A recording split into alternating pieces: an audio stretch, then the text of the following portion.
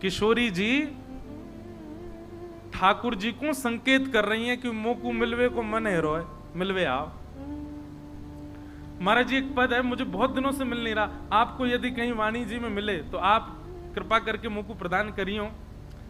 भाव ऐसा है कि किशोरी जी ठाकुर जी से मिलना चाहे तो संपर्क कैसे बने दोनों में, क्योंकि यहां पे सब बरसाने की सखियां हैं, वहां ठाकुर जी के संग सब सखा हैं। तो ठाकुर जी कहा करें, किशोरी जी कहा करें, ऐसो श्रृंगार करके आवे कि श्रृंगार से संकेत दे मैं ठाकुर जी को। अगर किशोरी जी ने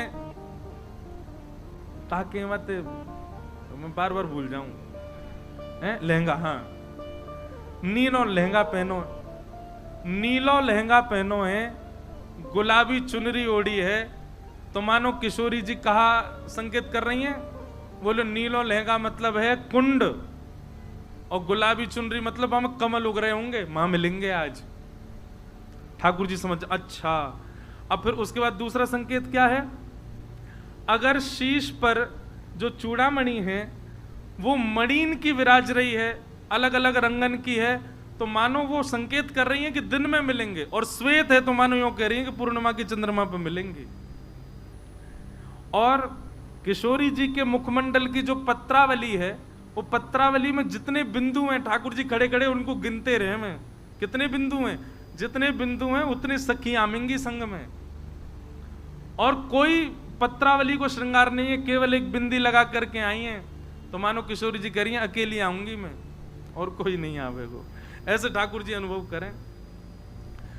तो आज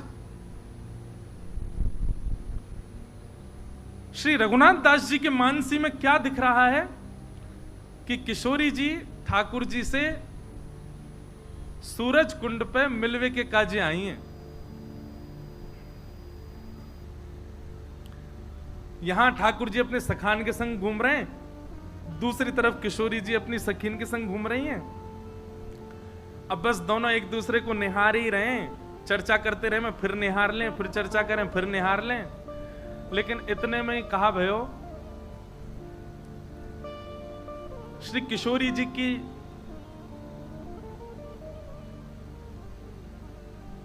नानी हमारे आज मुखराई वाले बाबा और आए हैं यहाँ पे, मेहनत है गए अब तो मुखराई हमारी किशोरी जी की ननिहाल है, और वहीं से महाराज जी आए हैं। तो किशोरी जी की नानी को नाम मुखराई हो ना, मुखरा। तो किशोरी जी यहां पर, सब लोग ध्यानपूर्वक सुनिए, मानसी को भाव है रघुनाथ दास जी की। अब किशोरी जी यहां पर मिलवे आई हैं, ठाकुर जी देख रहे हैं, वहां से किशोरी जी देख रही हैं, बीच में कुंड है। इतने में ही किशोरी जी की नानी मुखरा आ गई और आकर के बोली, अरे अरे श्यामा कहां को गई, अरे लाडली कहां को गई, अरे लाली तू कहां चली गई। भैया मार्ग दे दियो बीच में, हमारे वृंदावन, अरे सवरे का खड़े गए, बैठ जाओ, बीच वाले हो बस।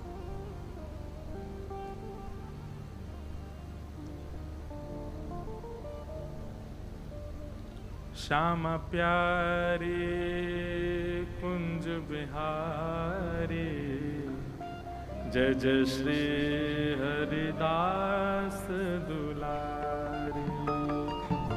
श्यामा प्यारे कुंज बिहारी, जय जय श्री हरिदास दुलारी। श्यामा प्यारे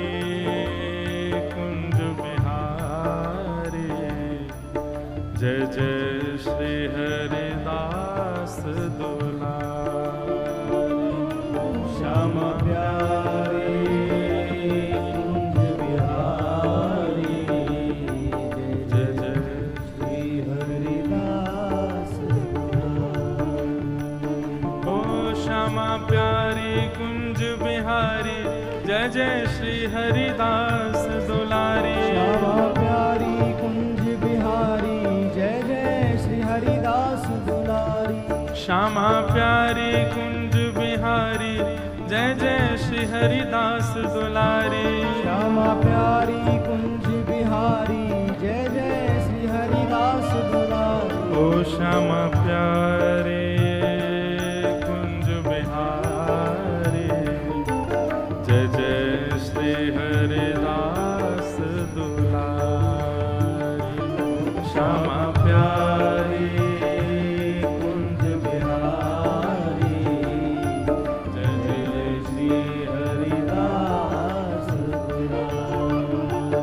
ओ श्यामा प्यारी कुंज बिहारी जय जय श्री हरिदास दुलारी।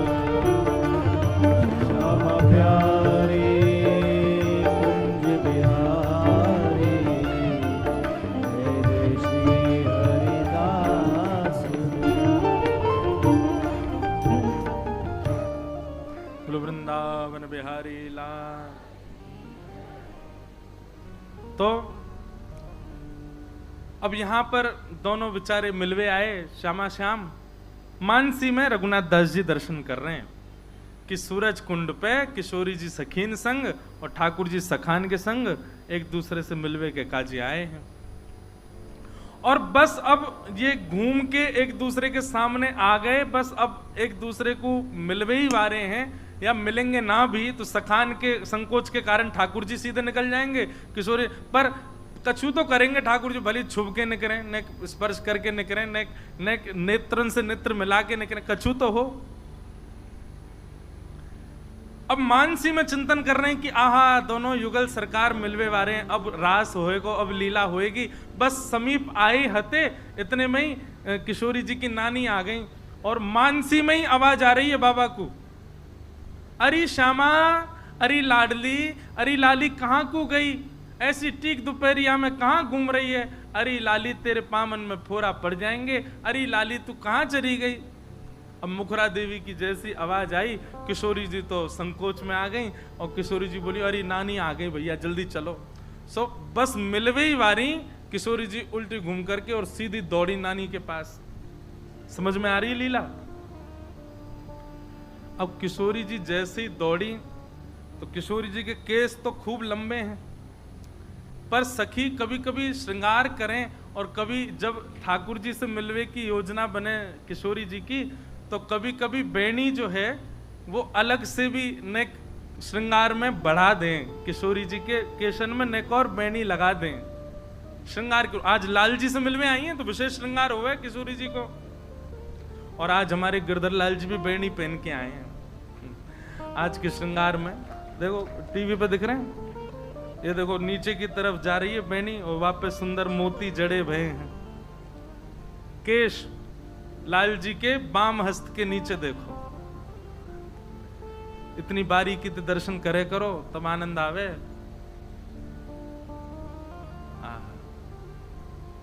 तो किशोरी जी के जो केशन में बेणी हती और जल्दीबाजी करन लगी, जोर जान लगी कहीं नानी यो नहीं देख ले कि कार कुंवरते मिलवे आई है। सो केश जो अधिक लगे वो निकर के वहीं गिर गए, और वहां जैसे ही गिरे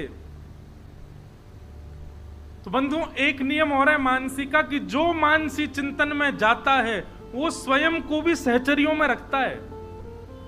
जैसे मैं अगर मानसी चिंतन करूं तो किशोरी जी के साथ ललिता जी हैं, विशाखा जी हैं, अन्य सहचरियां, उन अन्य सखियों में मैं भी एक सखी हूं। तो रघुनाथ दास जी चिंतन कर रहे हैं कि किशोरी जी की बेणी गिर गई, अब किशोरी जी दौड़ी तो सब सखी भी दौड़ी। तो इतने में ही किशोरी जी ने रघुनाथ दास जी जो सखी रूप में उनको आज्ञा करी, मेरी बेणी गिर गई है ले आओ। और रघुनाथ दास जी बेणी खोजवे के काजे गए। खोजते खोजते महाराज घूम लिए खूब, लेकिन वहां पर बेणी नहीं मिली। स्थिति ये हो गई कि मानसी से बाहर आ गए और बाहर आकर के कहा करें, आसन उठा के देखें, अगल बगल में सब खोज के देखें, अपनी कुटिया की सामग्री उठा उठा के देखें, बेणी कहाँ है, बेणी कहाँ है। ढूंढते ढूंढते ऐसे भाव साम्राज्य में चले गए। अब मानसी नष्ट हो चुकी, अब प्रत्यक्ष भाव में है, प्रत्यक्ष में भी ढूंढ रहे हैं। राधा कुंड में डुबकी लगा के भीतर ढूंढ रहे हैं, गिरिराज जी की परिक्रमा में ढूंढ रहे हैं, गोवर्धन पर जा जाके ढूंढ रहे हैं किशोरी जी की बेणी कहाँ है। ढूंढते ढूंढते आप गिरिराज जी से वृंदावन की ओर निकल पड़े और रास्ता भर रोदन कर रहे हैं, किशोरी जी ने पहली बार सेवा दी और मैं कछु नहीं कर पाया, वे बेणी कहाँ चली गई। और आप भ्रमण करते करते करते, रुदन करते करते जैसे ही वृंदावन पहुंचे, वृंदावन में सबसे पहले आप निधिवन गए और जैसे ही निधिवन गए, बिहारी जी को दर्शन करने, आंखें लाल पड़ी, नेत्रन से अश्रु गिर रहे हैं और सब जगह ढूंढते आ रहे हैं वृक्ष वल्लरी सब, कहीं बेणी मिल जाए हमारी श्री जी की। स्वामी श्री हरदास जी महाराज बैठे, रघुनाथ दास जी को देख के विठल विपुल देव जी कही इनको लेके आओ यहां पे। रुदन कर रहे हैं भाव में, किशोरी जी की बेणी ना मिल रही। बाबा रोनो बंद करो, काई को रहे हो ऐसे, आप यो ना पता ही कि बेणी छोड़ करके किशोरी जी गई, मां पीछे कन्हैया भी तो खड़ो और किशोरी जी की कोई सामग्री रह जाए कन्हैया छोड़ देगो बाकू। अब रघुनाथ दास जी के मानसी को स्वामी श्री हरदास जी पहचान गए और बोले कन्हैया लेके भाज गए हो भाई। रघुनाथ दास जी तो इतने भाव में भर गए, बिहारी जी से कहने दो बेणी दो किशोरी जी की, बिहारी जी से कहें जी लेके भागे। अरे इन पे नाधरी मैं बताऊं कहाँ है। बोले कहाँ है। बोले राधा कुंड ने एक आगे जाओगे, वहां एक पीपल को पेड़ है। हाँ भाई, पीपल के पेड़ के नीचे बहुत सारे भौरा घूम रहे होंगे, वो भौरा कोई और ना जो कन्हैया ही है, और वो भौरा जहाँ पे घूम रहे होंगे नीचे पुष्प अंकित वो जो बेणी है वही श्री किशोरी जी की बेणी है, जाओ ले लो। रघुनाथ दास जी मानसी तो वर्षों से कर रहे थे, पर मानसी की प्रसादी स्वामी श्री हरदास जी की कृपा से वो बेणी प्राप्त हुई उनको। स्वामी जी ने बताई जाओ जाके वहां देखो पीपल वृक्ष के नीचे भौरा डोल रहे होंगे, वही नीचे बेणी है, वही किशोरी जी की बेणी, वो भौरा कोई और नहीं है, कन्हैया ही प्रणाम कर लियो उनको। रघुनाथ दास जी गए गिरिराज जी और गोवर्धन में जाकर के राधा कुंड के पास पीपल वृक्ष के नीचे जाके देखो भौरा मंडरा रहे। जैसे रघुनाथ जी गए तो भौरा तो वहां से प्रस्थान कर गए, नीचे देखो तो किशोरी जी की प्रत्यक्ष वेणी उनको प्राप्त हुई। कितने जीवों की मानसी की सेवा को प्रत्यक्ष प्रसाद दिला दिया स्वामी श्री हरदास जी महाराज। विठल विपुल देव जी को करुआ दिला दिया निकुंज से, रघुनाथ दास जी को मानसी में जाकर के उनकी मानसी की लीला को पूर्ण करा दिया।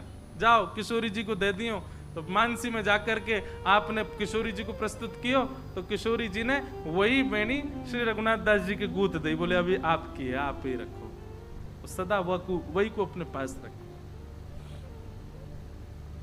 ऐसे स्वामी श्री हरदास जी महाराज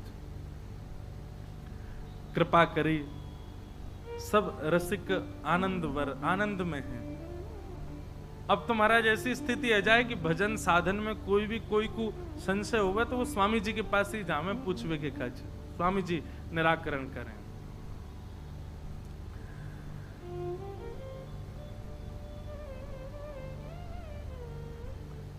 कथा प्रसंग आता है, बहुत सारे प्रसंग हैं। तानसेन स्वामी जी के परम सेवक हुए तानसेन। तानसेन का नाम तो सबने सुना ही है, मधुर गायक हुए।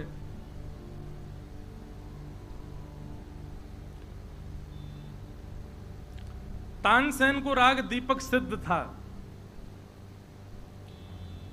और वो जैसे ही राग दीपक गाते थे उनके दीपक राग को सुनते ही दीप जो थे वो प्रज्वलित हो जाते थे।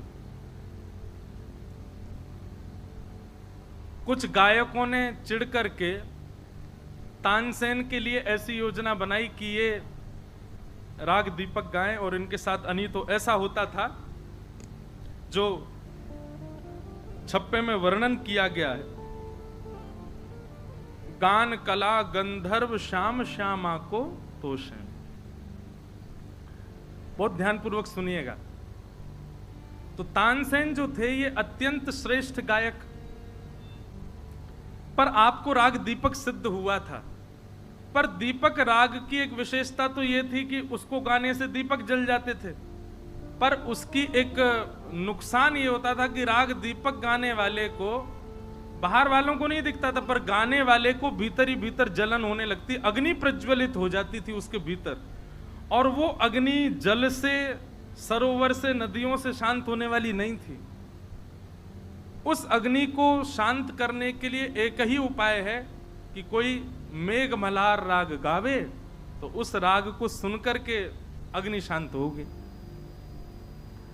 और तानसेन अभी मेघ मल्हार राग अच्छे से निपुण नहीं हुए थे गाने में, इसलिए तानसेन ने धीरे धीरे कम कर दिया राग दीपक गाना, क्योंकि जलन होने लगती थी। अब मेघ मल्हार कोई गा के सुनाए तब ठीक होते थे, अब कोई गाने वाला था नहीं।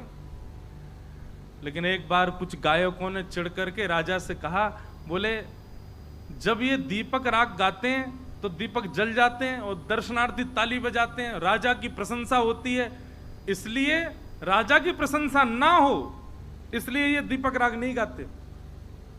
राजा बोला अच्छा, हमारी प्रशंसा से इसको चिढ़ होती? बोले हाँ जी, इसीलिए दीपक राग। आप नहीं तो पूछ के देख लेना, आप कहना दीपक राग गाओ, मना कर देगा। राजा के कान भर दिए लोगों ने। राजा ने आज सभा में तानसेन से कहा, बोले तानसेन दीपक गाओ। इतने में सैनिक आए, दीपक ले आए घी डाल के। तानसेन बोला, भगवान आपसे प्रार्थना है कि दीपक गाने के लिए आज्ञा ना दें, क्योंकि मुझे बहुत कष्ट होता है गाने में। राजा बोला कोई कष्ट नहीं होता है, ये सब हम तुम्हारी चाल समझते हैं। सभा सब आनंदित होती है, हमारी सभा है, आनंदित होती है और हमसे आनंदित होती है, वो देख करके तुम प्रसन्न नहीं होते, इसीलिए गाने से मना कर रहे हो। या तो गाओ, नहीं तो हम तुम्हारे प्राण हरण कर लेंगे। तानसेन बोला दोनों तरीके से मृत्यु है, नहीं गाऊंगा तो राजा मार देगा, गाऊंगा तो जल जाऊंगा, अंदर ही अंदर मेघ मल्हार कोई सुनाएगा नहीं, मृत्यु हो जानी मेरी।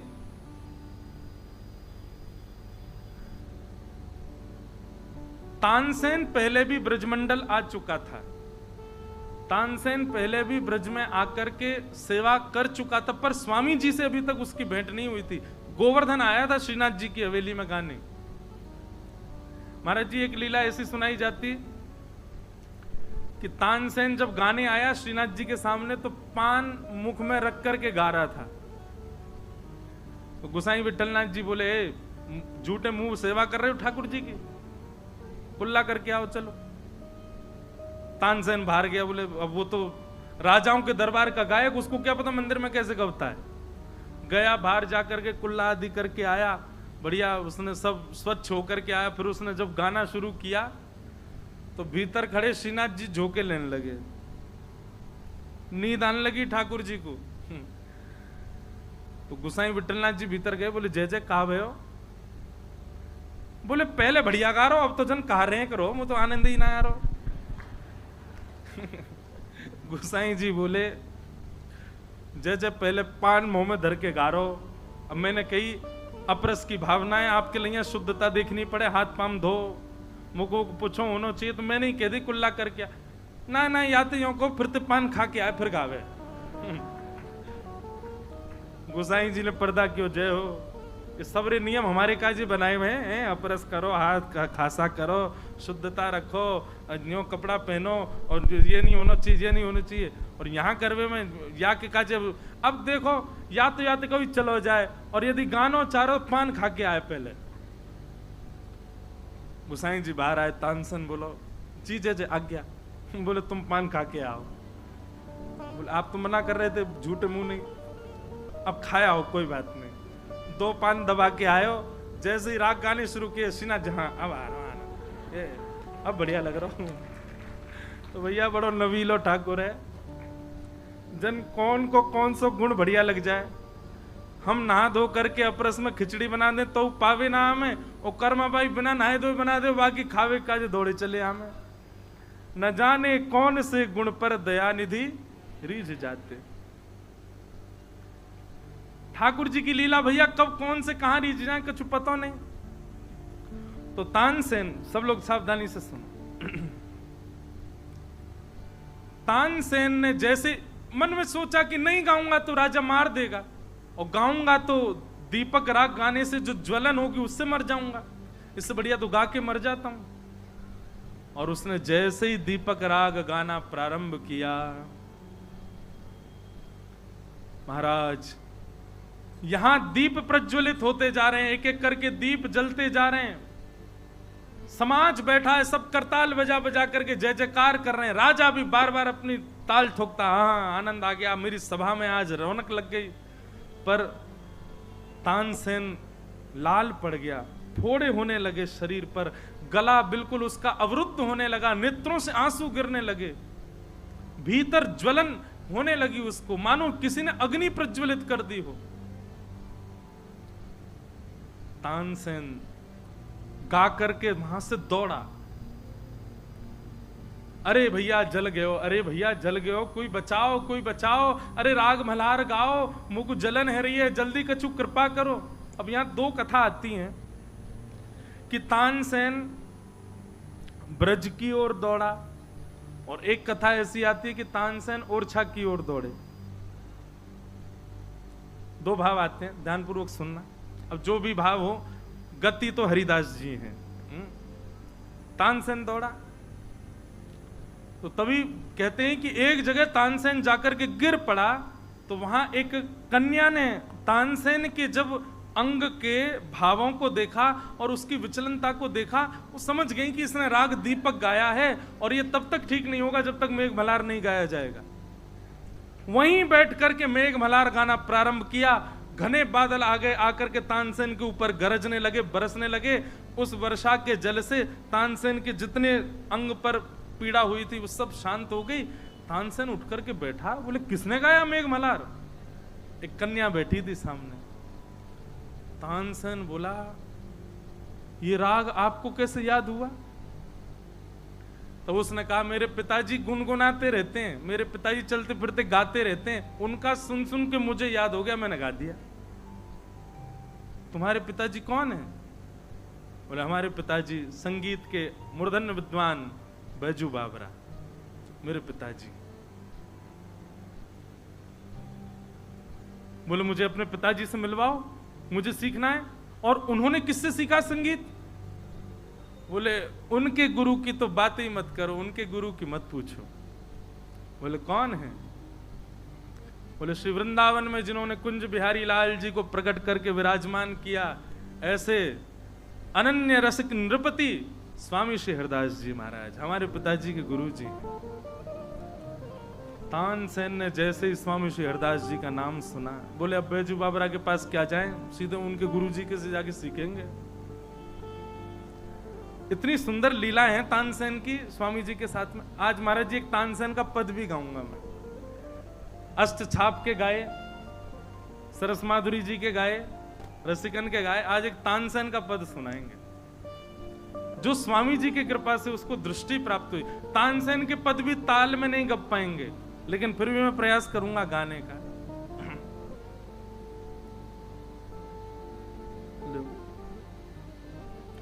तानसेन पहुंचा वृंदावन। वृंदावन गया,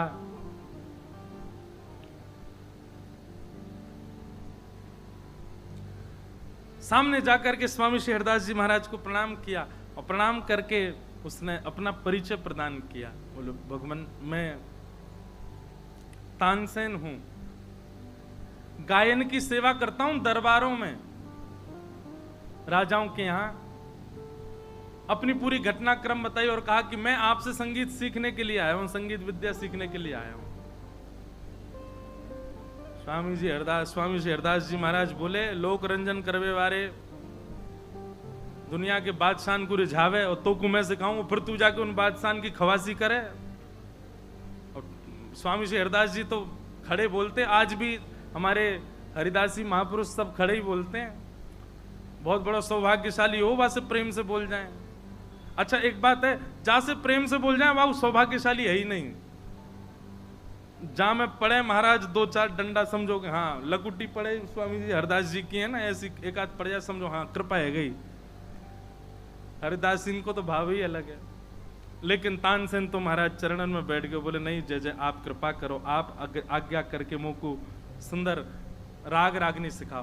तो स्वामी जी बोले रोज आ जाए, पीछे पड़ो भय, चल बैठ जाए यहीं पे, चल राग यमन सुना।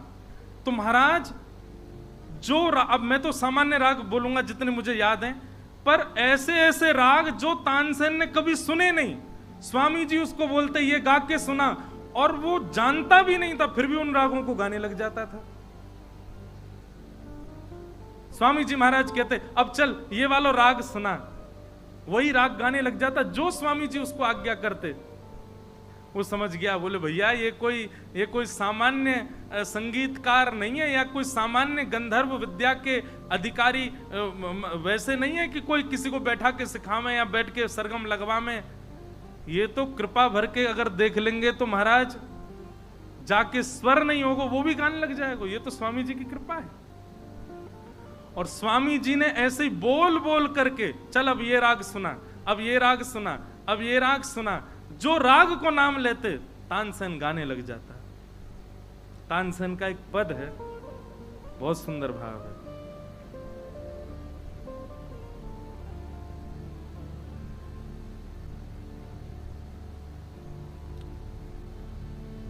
द्रगन मेरे जोलो सुख होए। महाराज जी बहुत सुंदर शब्द है तानसेन के। स्वामी जी ने हाथ रख दिया तानसेन के ऊपर, तब तानसेन को ये दर्शन हो रहा है। द्रगन मेरे जोलो सुख होए, त्यों लो देखबो करो, तेहारो ही आनन।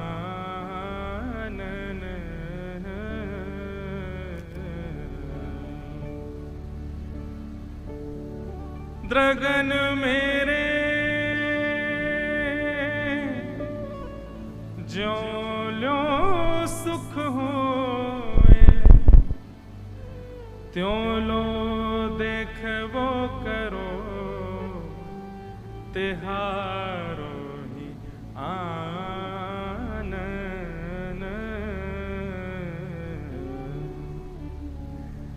एक पल अंतर हो अंधियारो, सूझत ना दीन दिए, बोलना सुहात काहू को कानन। तानसेन कह रहे हैं द्रगन मेरे ज्योलो सुख होए, त्योलो देखवो करूं, तिहारो ही आनंद। अभी तक तो केवल राजाओं की खवासी करी, पर स्वामी श्री हरदास जी की चरण रज प्राप्त है गई तो तानसेन के शब्द बदल गए।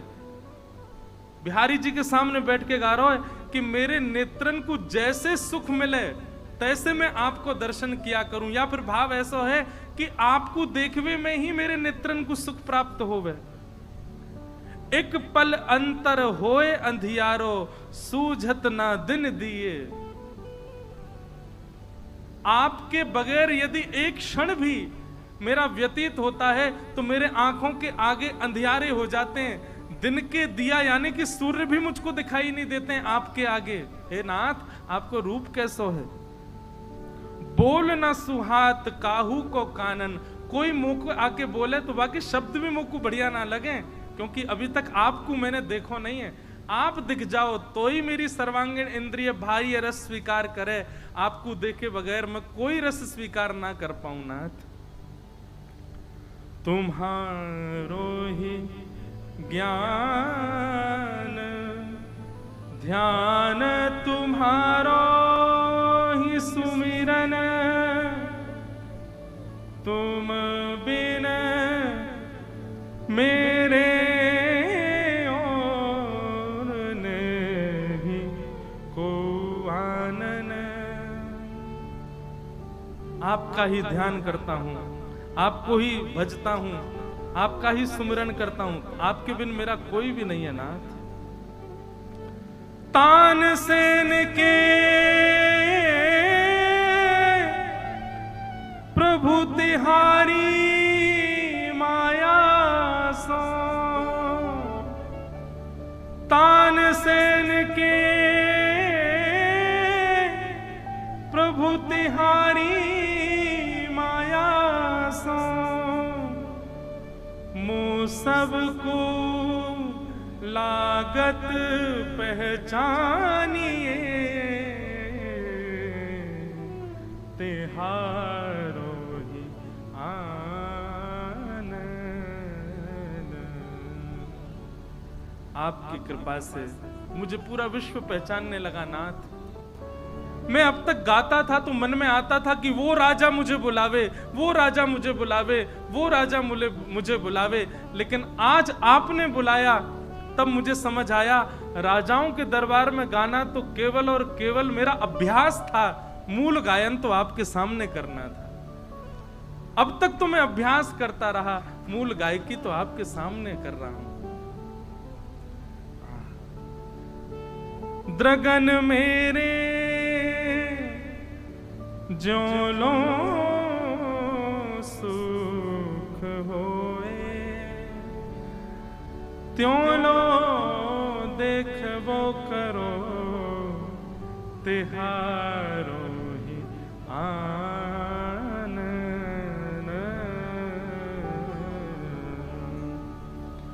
तानसेन के प्रभु तुम्हारी माया सो, मोहे सबको लाग्यो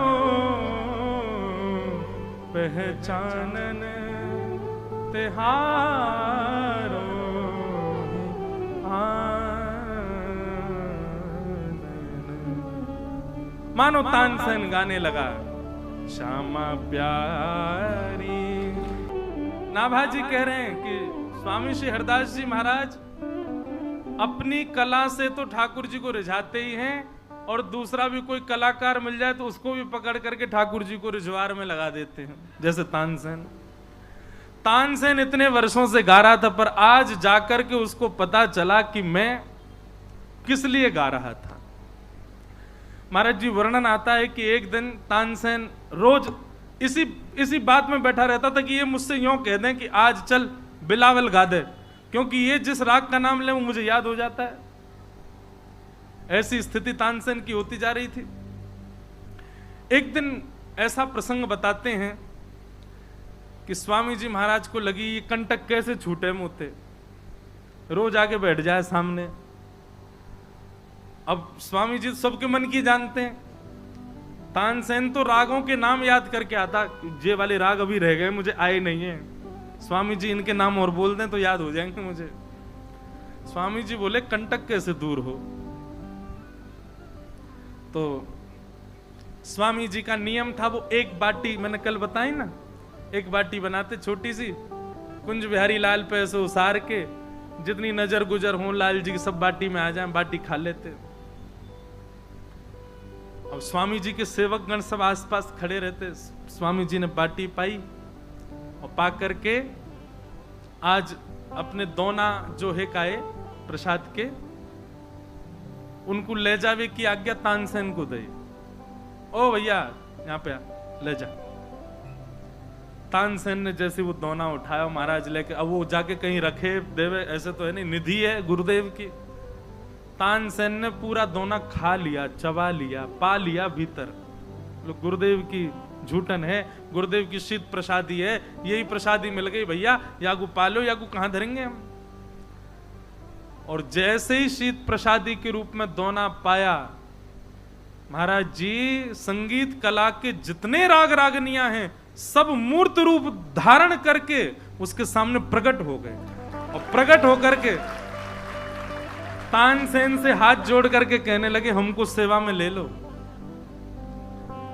स्थिति तानसेन की ये कर दी, अब राग रागनियां चारों तरफ घूमती हैं तानसेन की। तानसेन को जो गाने का मन होता उसी राग को देखता, हाँ भाई तुम आ जाओ। उसको गाते हैं। अब ये कृपा नहीं करी, ये तो स्वामी जी ने हमारे क्यों जल्दी अब ये सब सीख साख जा भाई यहाँ पे बैठो रे पूरे दिन यही। लेकिन तानसेन तो जैसे ही देखा समस्त राग रागनियां प्रकट हो गई, स्वामी जी के चरणों में जाकर के प्रणाम किया, बोले भगवान आपने बड़ी कृपा करी, बड़ी अहेतु की आपका अनुग्रह मुझ पे हो गया, मुझे सदा के लिए आप यहीं रख लो, मैं कहीं नहीं जाऊंगा, कुंज बिहारी लाल जी को गा गा करके सुनाया करूंगा। स्वामी जी बोले इतनो भार डोबे की मेरी इच्छा ना है, तू चलो जाए आते। क्योंकि तानसेन के मन में अभी भी क्षण की ये भाव तो होता था कि मैं गाऊं तो कोई रिजवार वाहवाही करे, नहीं तो सीखने की इच्छा ही नहीं होती उसको ये लगता जितना है पर्याप्त है, लेकिन उसको अधिक और लेने की इच्छा क्यों है? क्योंकि वो अभी भी ये चाहता है कि मैं समाज में जाऊं, सब मेरी प्रशंसा करें। इसी बात से स्वामी जी समझ गए कि अभी ये सेवा के लायक नहीं है ठाकुर जी की, अभी इसको और निपुण होने की आवश्यकता है। तो स्वामी जी बोले जाकू खुद से दूर करनो वाकू कोई लोभ दे दो।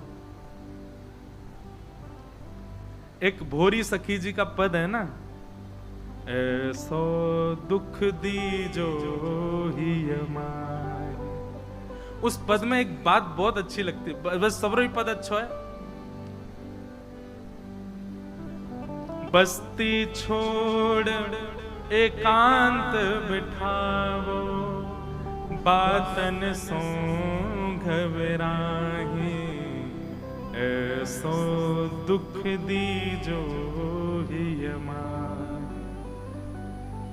बोरी सखी कह रही हैं मुकु सब जाने पहचाने, सब मेरी प्रशंसा करें, या से मुकु दूर रखियो श्यामाजू। भैया एक बात कहें, हम तो कथाकार बन गए तो प्रशंसा भी मिले, लोगों को प्रेम भी मिले, स्नेह भी मिले, आदर सम्मान भी मिले, पर एक बात आपको बहुत स्पष्ट रूप से कह दें, भक्ति में ये बहुत बड़ी बाधा है। आज आपने बाबा ने मुझको कमल दे दिए मंच पे आके, और कल बाबा कमल नहीं लाए और सामान्य कन्नेर फूल लिया है, तो मेरे मन में दोष आ जाएगा, बाबा कल तक प्रेम ज्यादा है, कमल फूल आ रहे अब कन्नेर आ रहे हैं। आप लोग मेरे लिए बढ़िया वाले वस्त्र ले आए, महंगे वाले, तो आज तो स्वीकार कर लिया, लेकिन कल अगर सस्ते वाले ले आए तो मन में दोष है, अच्छा कल तक बढ़िया लेके आए, अब तो ऐसे ही ले आया। सम्मान से ये दृष्टि प्रकट हो जाती है। अब क्या करें, हम तो प्रयास तो महाराज जी रहता है कि सम्मानम कलयाति घोर गरलम नीचपमानम शुधा, पर हमारे वृंदावन शतक में कहते हैं कि साधक को सम्मान से बचना चाहिए। हमारे स्वामी श्री हरदास जी महाराज ने एक दिन अन्नकूट किया, और अन्नकूट को दर्शन करने के लिए राम बघेला करके नाम को एक राजा आयो, इतना समर्पित था स्वामी जी के लिए कि स्वामी जी के सन्मुख आके बैठो। स्वामी जी बोले आज 56 भोग लगे हैं, ठाकुर जी दर्शन कर। उसने जाके देखा कुंज बिहारी लाल बैठे हैं और महाराज सुंदर 56 भोग सजे। उसकी दृष्टि कुंज बिहारी पर नहीं पड़ी, उसकी दृष्टि भोग पर नहीं पड़ी, उसकी दृष्टि कहां पड़ी? ओहो, मिट्टी के पात्र, मिट्टी के बर्तनों में भोग रखा है। अरे हम राजा हैं, हमारे गुरुदेव का स्थान है, इतनी तो सेवा करेंगे। भोजन सिद्ध अमनिया करने के लिए चांदी के पात्र और भोजन पधराने के लिए सोने के पात्र की व्यवस्था करूंगा, लेकिन गुरुदेव से आज्ञा ले लूं एक बार। चरणों में प्रणाम किया। स्वामी शेरदास जी बोले कहो कैसे 56 भोग के दर्शन कैसे लगे बिहारी जी के? बहुत अच्छे हैं सरकार, एक निवेदन करें। बोले जी, सब मिट्टी के पात्रों में भोग रखा था, आपकी आज्ञा हो तो मैं सोने चांदी के पात्र भिजवा दूं। चांदी के पात्र मनिया के, स्वर्ण के पात्र भोग पधराने के, सुंदर शोभा बढ़ेगी बिहारी जी की। स्वामी जी बोले तो ये रज के पात्र दिख रहे, तो मट्टी के पात्र दिख रहे? बोले हाँ जी। फिर तो देख के आइयो ने। जैसे ही लौट करके गया तो महाराज सोने के पात्र, उन पे भी मेखी मेखी मड़ियां लगी हुई थी। लौट करके आया, चरणों में गिर गया, भगवान क्षमा कर दो। रज उठा करके बाकी ऊपर डाल दे। बोले याते बड़ो धन नहीं है दुनिया में। निवृत्त निकुंज श्यामा श्याम के चरणार बिंद को प्रत्यक्ष स्पर्श या रज को प्राप्त है, या कि होड़ करेंगे सोना चांदी। कभी दोष दृष्टि मत देखियो दोबारा थे। और ये कोई सेवा करने की जरूरत नहीं, स्वामी जी तो ऐसे ही करते थे, सम्मान से, वस्तुओं से, सबसे परे रहते। लेकिन कोई दिख जाता कि सम्मान वस्तु का आदि है तो स्वामी जी उसको भी दूर कर देते। आज भी तटीय स्थान में नियम है, तटीय स्थान के भाव देख करके आपके मन में आ गया कि महाराज जी मुझको अंगीकार करो, मुझको दीक्षा दे दो, दीक्षा दे देंगे, लेकिन आपने कही सेवा में रख लो, नहीं रख सकते। मुझसे महाराज जी बात करें तो कहें अरे लाला बड़ो प्रपंच चल रहा है, इस संसार के सब व्यसन भोगन को करवे वारे, और बताइए शुद्ध स्थान पर रहेंगे कितने दिना मन लगेगो। यहाँ तो बिजली ना, यहाँ तो पंखा ना, यहाँ तो लाइट ना, यहाँ तो फोन नहीं, कैसे रहेंगे? 2-4 दिन को आकर्षण है, या हमारे मैं तो आ नहीं ना दूं, कोई को ना रखे महाराज जी। एक बार एक व्यक्ति ने राजभोग की सेवा करी तटीय स्थान में, तो तटीय स्थान में सेवा करने के बाद में जो सेवा लगी थी धनराशि वो लेकर के गया महाराज जी के, अभी वर्तमान महाराज जी जो विराज रहे, उनके चरणन में सेवा रख के बोलो महाराज जी आज हमारी तरफ से सेवा थी, पर कल की सेवा में भी हम आए थे, कल किसी और की थी, कल का भोजन ज्यादा अच्छा था, आज का बढ़िया इतना स्वाद नहीं था कल वाला। महाराज जी ने गड्डी ली, ले धर ले जाया को वापस, स्वाद देख रहो भोजन में, यूं ना देख रहो मोहिनी बिहारी जी को अधरामृत है, अधरामृत में भेद होवे, मोहिनी बिहारी जी कच्चू भी में वो सब भोग है।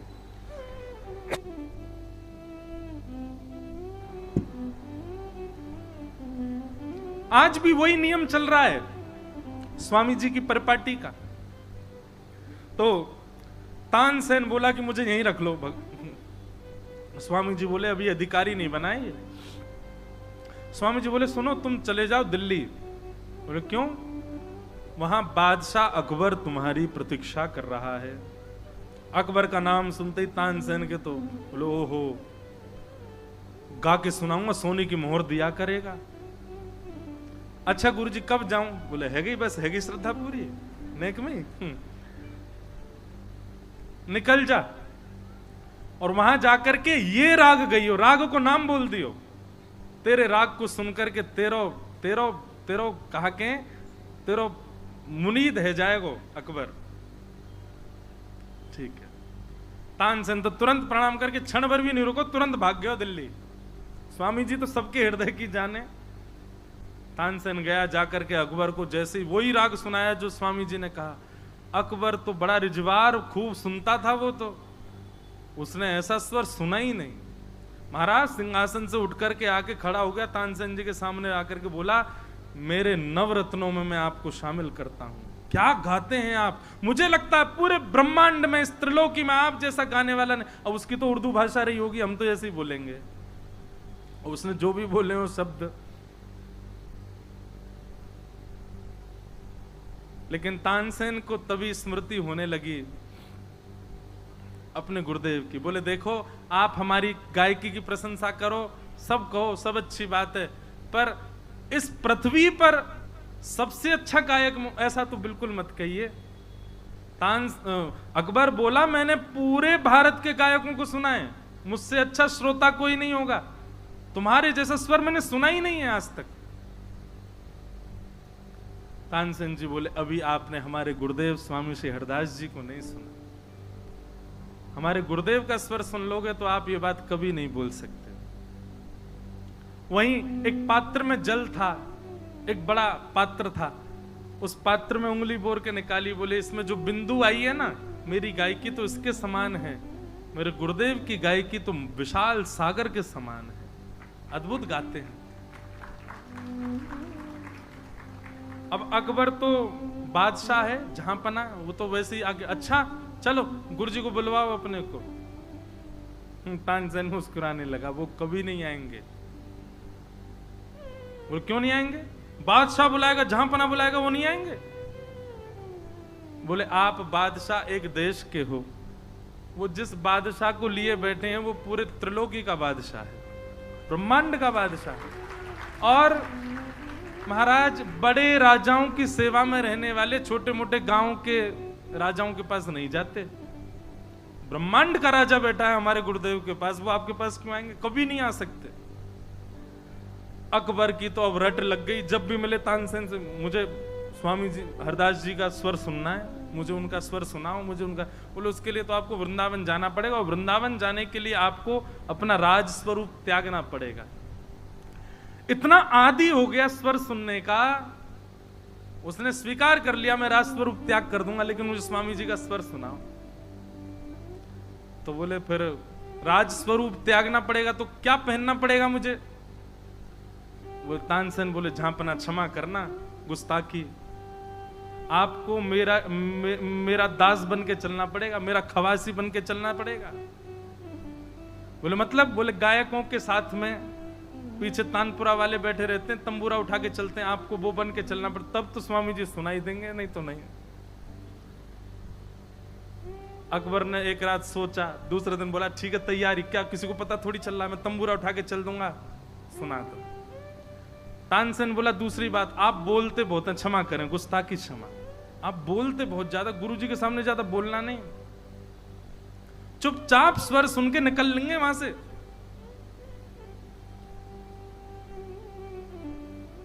अकबर मन में सोचने लगा पहले तो नहीं बोलूंगा, लेकिन जाते जाते बता तो जाऊंगा कि झांपना हूं मैं।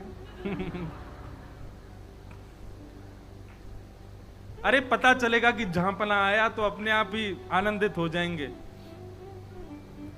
स्वामी जी की स्थिति को कौन जाने। अकबर आया, मथुरा तक तो सेना लेके आया, मथुरा में अपनी सारी सेना छोड़ी, अपना पूरा रूप बदला, बिल्कुल महाराज दीनहीन से वस्त्र पहन लिए, तंबूरा उठा के तानसेन के पीछे दास बन के चल रहा है स्वामी जी का स्वर सुनने के लिए। निधिवन राज में प्रवेश हुआ, स्वामी जी अपने मानसी में विराज रहे थे, तो तानसेन आदि कुछ लोगों को अंदर प्रवेश था, बाकियों को बाहर ही रोक दिया गया। अकबर को रोक दिया, तुम यहीं रुको, तानसेन जी आप जाओ भीतर। अकबर की आंखें चढ़ने, तानसेन बोले नहीं, आप खवास बन के आए हो मेरे, वैसे ही रहो, कोई नहीं, ये रोकेंगे आपको, कुछ कहें भी सुन लेना। झांपना सोच रहा हूं, कुछ नहीं, कल लें, जाते जाते सबको बता के जाऊंगा झांपना हूं मैं, सब क्षमा मांगेंगे फिर मुझसे। भीतर तानसेन पहुंच गए, जाकर के प्रणाम किया, मानसी निवृत्त हुए। स्वामी जी तो सबके मन की जानते हैं। स्वामी जी समझ गए कोई आया भी है साथ में, और स्वर सुनने आया। स्वामी जी ने कहा तानसेन सेवा करो, कुंज बिहारी को कुछ गा के सुनाओ। तो तानसेन ने गाने के लिए कहा कि साथ में एक सेवक आया है तंबूरा बजाने, आपकी आज्ञा हो तो बुला लूं भीतर? हाँ बुलाओ उसको भीतर बुलाओ। बादशाह अकबर पीछे तानसेन के बैठा, हाथ में लिए तंबूरा बजा रहा है, स्वामी जी सामने बैठे हैं। तानसेन ने गाना प्रारंभ, तानसेन जानता है कि मैं प्रत्यक्ष नहीं कह सकता कि कुछ गा के सुना दीजिए गुरुदेव, इसलिए तानसेन ने ऐसा गान किया कि गान में त्रुटि करने लगा, गान में स्वर बिगाड़ने लगा। और क्षमा करें, हम आपके लिए तो ऐसी कोई विधान नहीं है, पर जो लोग नियम से संगीत सीखते हैं, नियम से संगीत का रियाज करते हैं, अलाप लगाते हैं और गायन करते हैं, यदि वो अपने गायन में त्रुटि करते हैं तो उनको पाप लगता है। अब मां ऐसा बता, मां तो ऐसा कहा कि ब्रह्म हत्या समान पाप लगता है स्वर में त्रुटि करने पर। तानसेन ने जैसे स्वर बिगाड़ा, स्वामी जी क्रोधित हो गए, क्या गाते हो, यही सीख रहे हो सब दरबारों में गा गा करके, और ये झांपनाओं के और ये बादशाहों के और ये इनके यहाँ रह रह करके सब बिगड़ गया तुम्हारा खान पान सब। और महाराज चार सुना दी बादशाह अकबर को, बादशाह वहीं बैठा था, जोर जोर से तंबूरा बजा रहा है। तानसेन बोला क्षमा करें भगवान, आप कुछ सुना दीजिए। सीधे कहो सुनने आए हो? जी भगवान सुनने आया। स्वामी श्री हरदास जी महाराज ने कही तंबूरा नीचे धर दे तू अपनो, और अपनी वीणा लेकर के जैसे ही स्वामी जी ने एक स्वर अलापा है, महाराज वो स्वर अलाप करते ही ऋतुएं एक साथ आकाश में प्रकट हो गईं। झंकार ऐसी कि महाराज कण भी उठने लगे ब्रज के, और जगह जगह के वन के वनचर जीव आ करके चारों तरफ से घेर करके बैठ गए।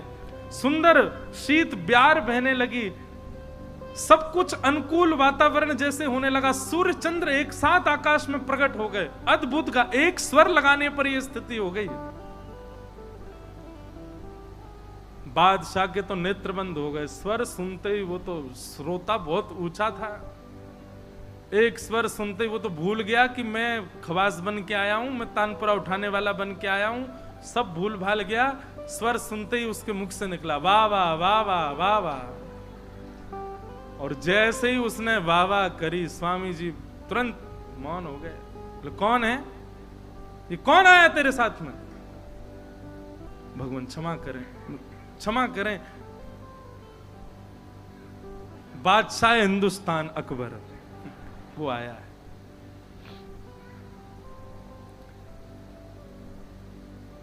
मैंने मना करी थी, मत कहना, कुछ भी मत बोलना, नहीं माने आप।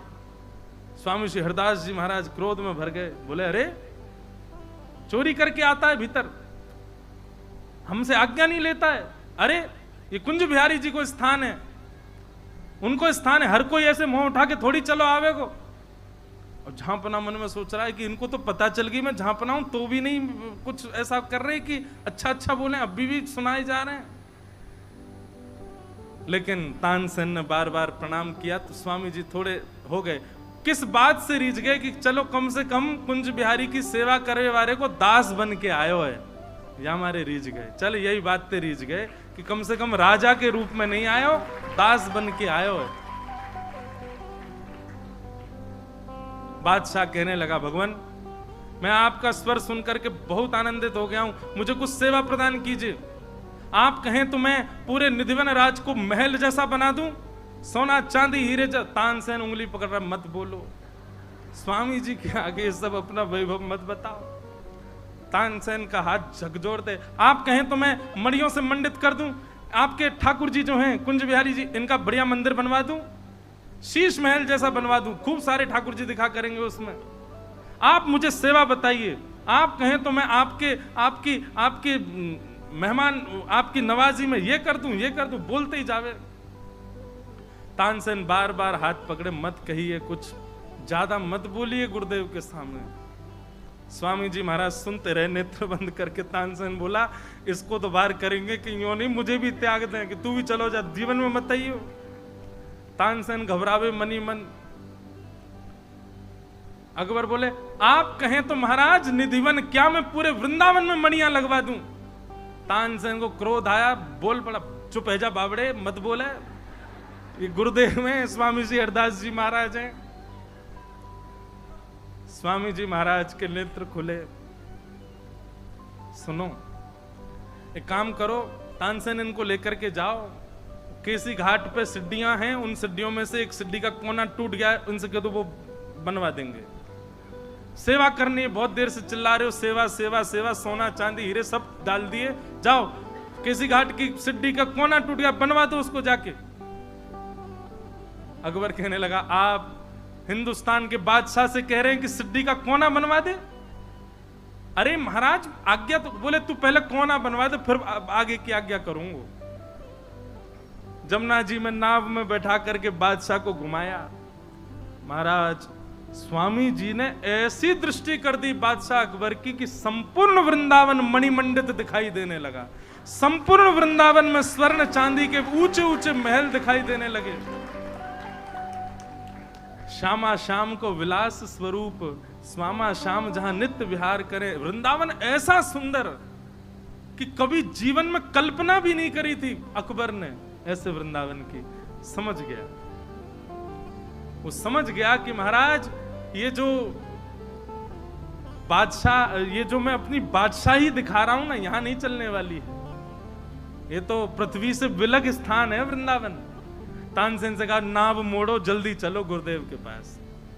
तुरंत पहुंचे और निधिवन राज में प्रवेश करके बादशाह अकबर ने स्वामी जी को प्रणाम किया। बोले मैं आपसे बहुत प्रसन्न हूं महाराज जी। ऐसा वर्णन भी आता है कि बादशाह अकबर के चित्त में वैराग्य आ गया स्वामी जी को देख करके, और उसके मन में यह आ गया कि मैं सब बादशाही छोड़ छाड़ करके निधिवन राज में स्वामी जी की शरण में ही अपनी शरणागति ले लूं। उसके मन में ये भावनाएं प्रकट होने लगी। अभी तक तो बहुत बोल रहा था, अब चुपचाप कुंज के नीचे बैठा है और स्वामी जी को देख रहा है बादशाह। देखते देखते उसके मन में ये इच्छा प्रकट हो रही है कि मैं सब छोड़ छाड़ करके स्वामी जी का बस चरण सेवक बन जाऊं। स्वामी जी सबके हृदय के जानते हैं। स्वामी जी समझ गए, बोले अगर इसको वैराग्य आ गया और ये सब छोड़ करके निधिवन में आ गया तो या के पीछे पूरी दुनिया भीड़ यहीं आ जाएगी और हमारे रस में भंग हो जाएगा, हमारी निकुंज की लीला सब खत्म हो जाएगी। ये यहां नहीं रुकना चाहिए, इसको भेजो यहां से। स्वामी जी से उसने केवल निवेदन मात्र किया था। स्वामी जी ने इतने में ही आज्ञा करी, भैया देख भारत की अभी तेरी जरूरत है, तू चलो जा। बोले मैं आपका दर्शन नित्य करना चाहता हूं, क्या करूं?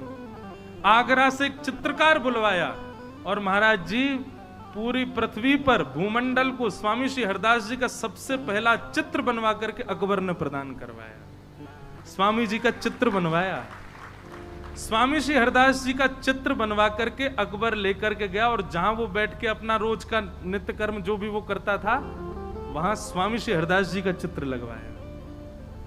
5 चित्र थे अकबर के पूजा गृह में।